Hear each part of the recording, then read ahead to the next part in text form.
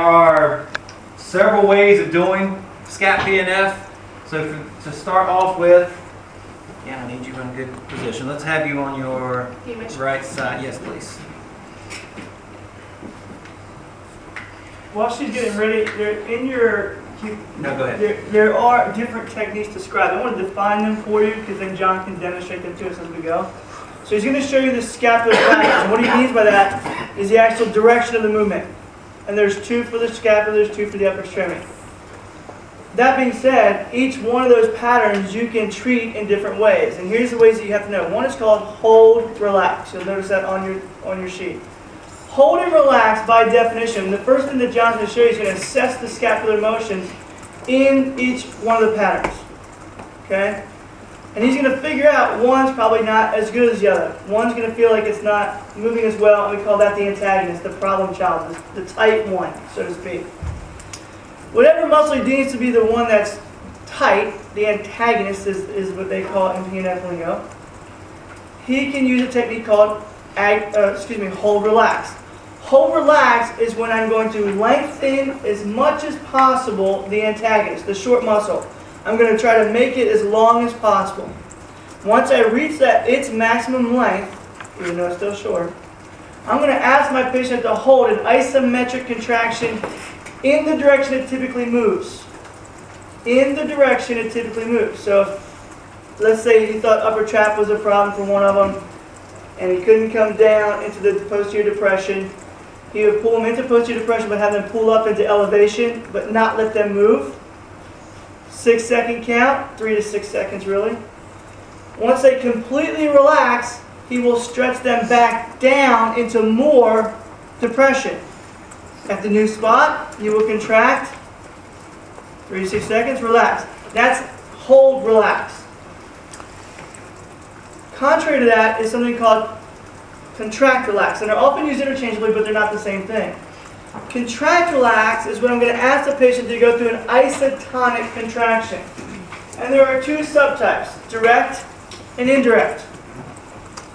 If John has the patient, let's use the upper trap still, pull up into elevation and allow that elevation to happen as I go through it and then stretch it back down, we've activated the antagonist, the short muscle. Everybody agree with that?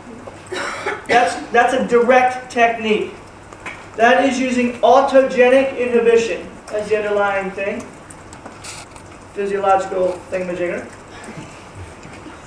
If he decides, though, that he would rather pull her down into posterior depression, trying to lengthen the trap, or the upper rotators, elevators, whatever you call it, that is an indirect technique. So you'd have him contract isotonically through depression as far as possible. And that is using reciprocal inhibition. So by turning on the depressors, I relax the elevators. Make sense? Mm-hmm. Other techniques are called rhythmic initiation. And John's probably going to start with rhythmic initiation. It is a progression of the pattern through a passive with tactile cues to an active assisted to an active to a resisted. So it's a whole progression. Rhythmic initiation. The idea is that you are teaching the patient the pattern that you want.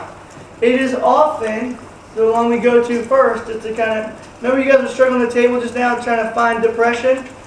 Well, this is how you teach depression. You're going to use rhythmic initiation to teach it.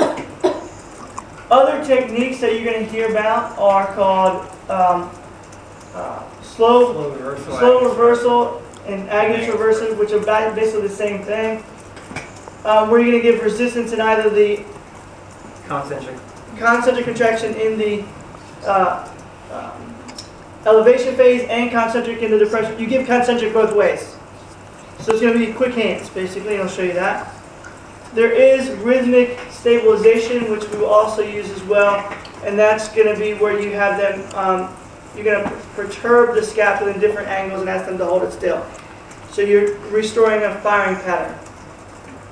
I'll explain this again later, but I want you to hear, because John's going to use those terms, and I want you to hear. Okay? In fact, what I'll do is I'll write out the definitions for you and send you a little paper with the definitions, okay? Since we don't have any reading on PNF. But these are really nice techniques. And you even, actually, John already used hold, relax, contract, relax for you when he demonstrated the treatment technique for GERD. So these techniques aren't only applicable to scapular PNF or upper extremity PNF. They're applicable to hamstring stretches. You've seen them probably if you've been in the clinic at all. GERD stretching and other stretches, they're very popular techniques. All right, so I just wanted to clarify some terms if he says them, that you like, what's he talking about?